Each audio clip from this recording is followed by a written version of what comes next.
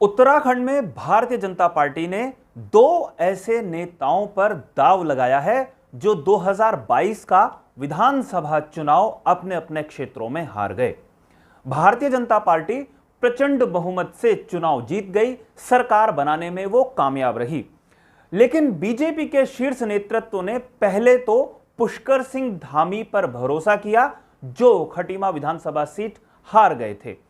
दूसरा भरोसा अब एक बार फिर से दिखाई दिया है जब महेंद्र प्रसाद भट्ट को उत्तराखंड बीजेपी के प्रदेश अध्यक्ष की कमान सौंपी गई है।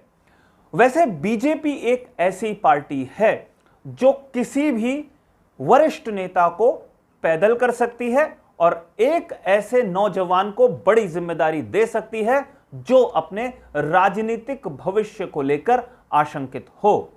वर्तमान परिप्रेक्ष्य में इस बात को बहुत बेहतर तरीके से समझा जा सकता है।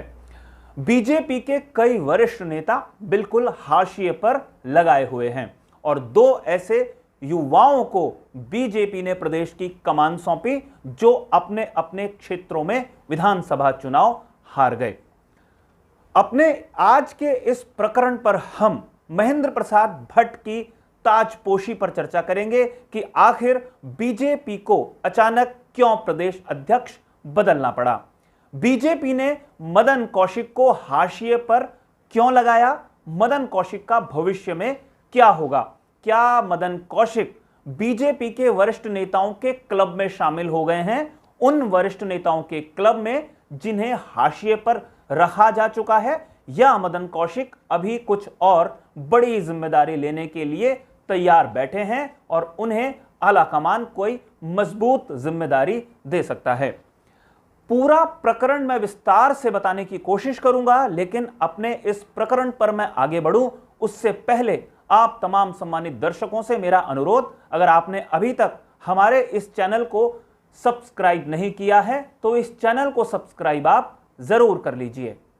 नमस्कार, मैं हूं मनमोहन भट्ट।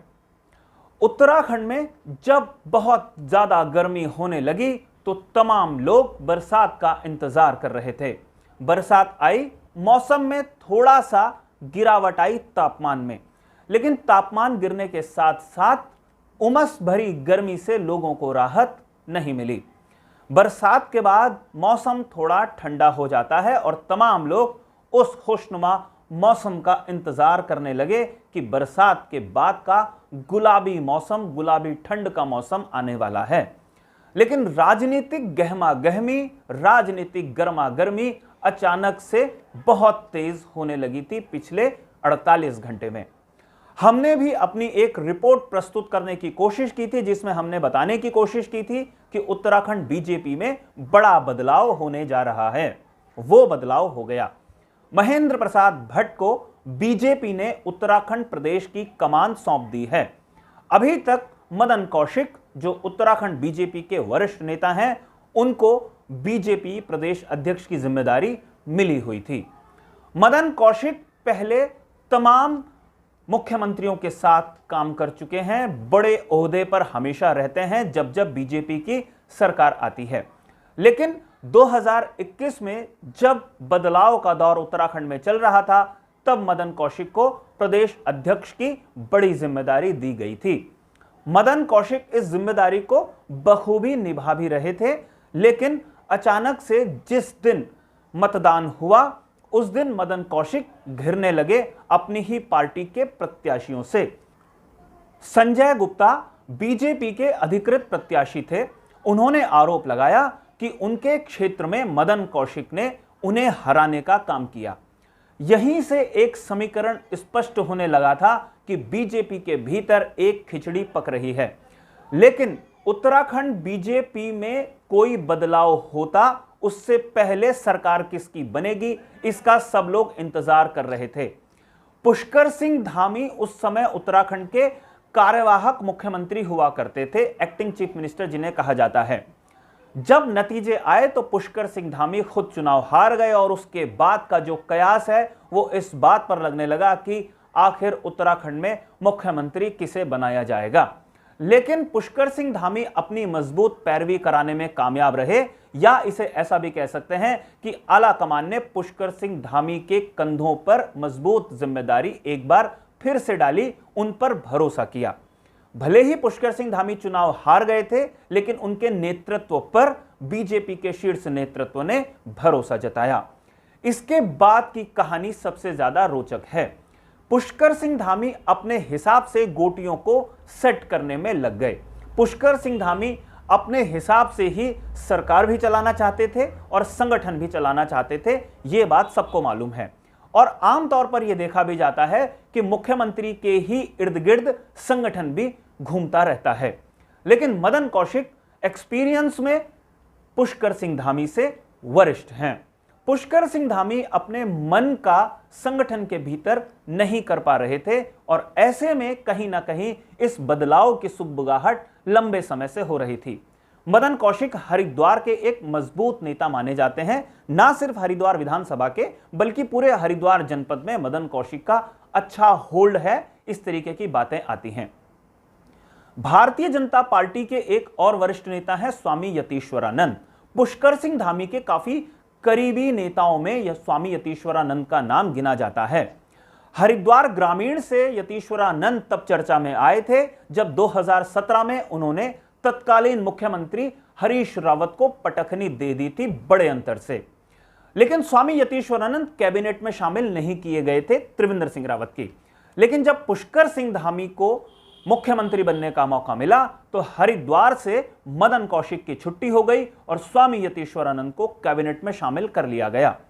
लेकिन 2022 का विधानसभा चुनाव बहुत अप्रत्याशित घटनाओं के लिए भी जाना जाएगा, क्योंकि मुख्यमंत्री रहते पुष्कर सिंह धामी चुनाव हार गए थे और स्वामी यतीश्वरानंद भी अपनी मजबूत दावेदारी प्रस्तुत करने के साथ चुनाव हार गए। और खबर इस तरीके की आई कि उनको हराने में भी मदन कौशिक का बड़ा योगदान है। राजनीति में आमतौर पर ऐसा होता है, अपने प्रतिद्वंदियों को निपटाने की हर कोई कोशिश करता है। मदन कौशिक ने यह कोशिश की या नहीं की हमें नहीं मालूम, लेकिन पार्टी के भीतर और सार्वजनिक मंचों पर बीजेपी के पूर्व विधायकों ने इस तरीके के आरोप मदन कौशिक पर लगा दिए।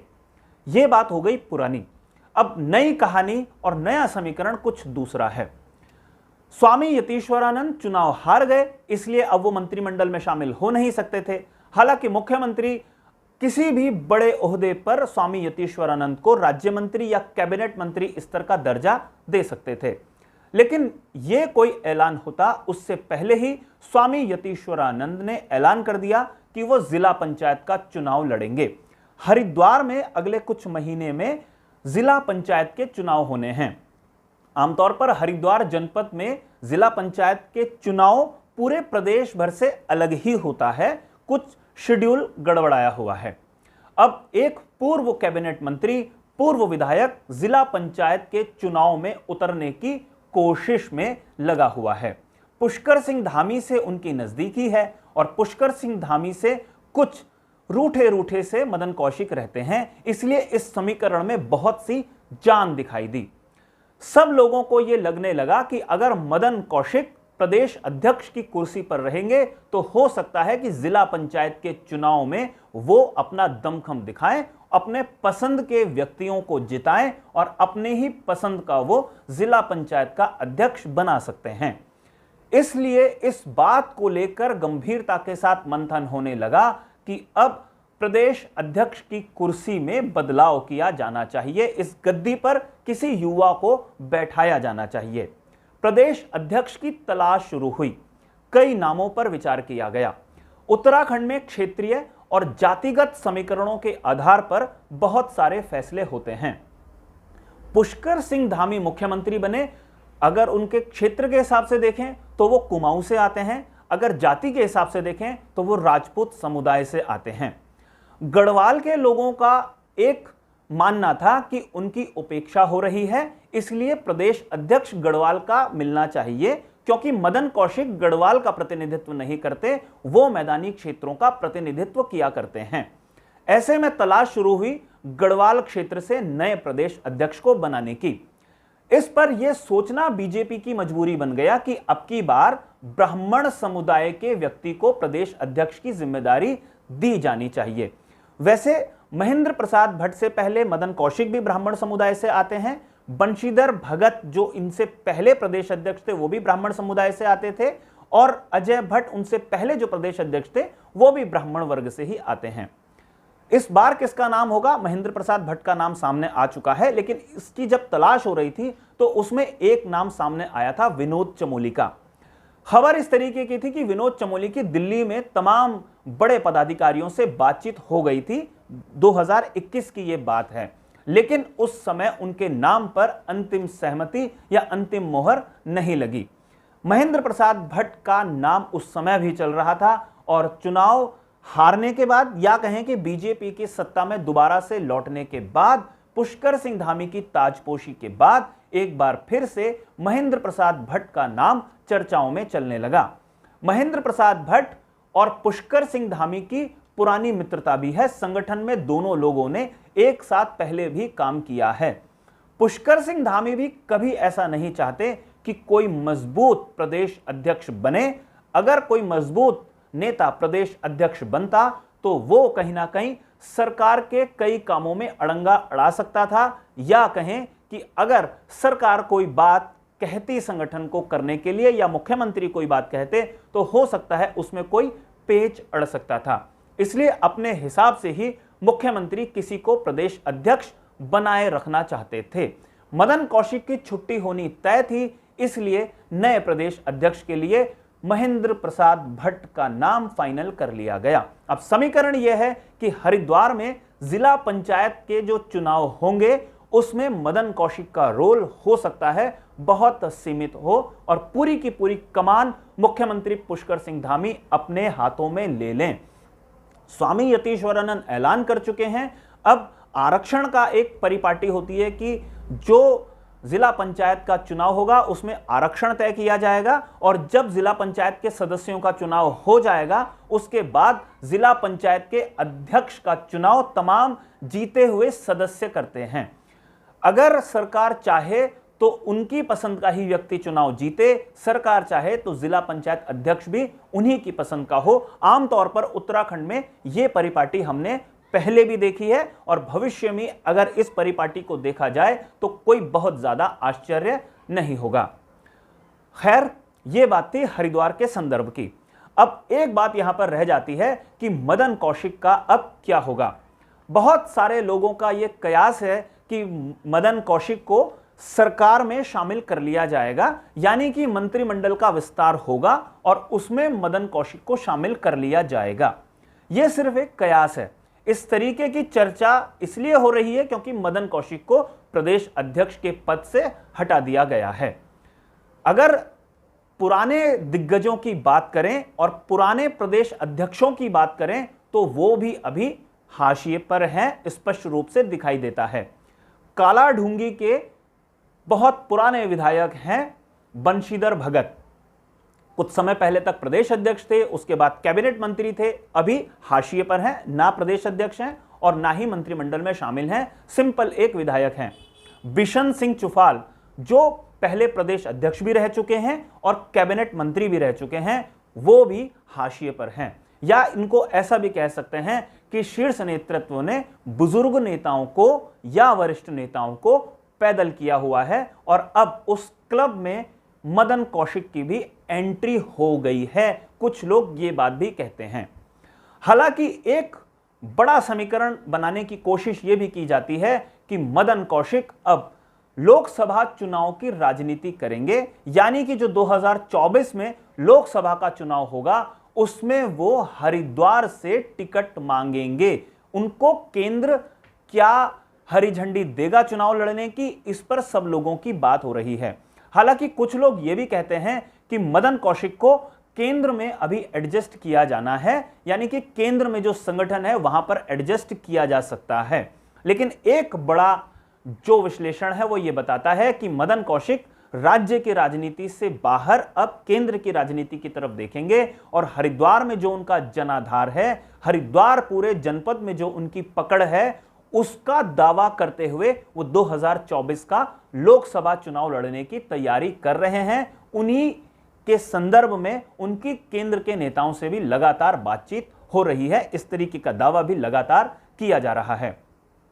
2014 और 2019 दोनों बार उत्तराखंड के पूर्व मुख्यमंत्री डॉक्टर रमेश पोखरियाल निशंक हरिद्वार संसदीय सीट जीत चुके हैं।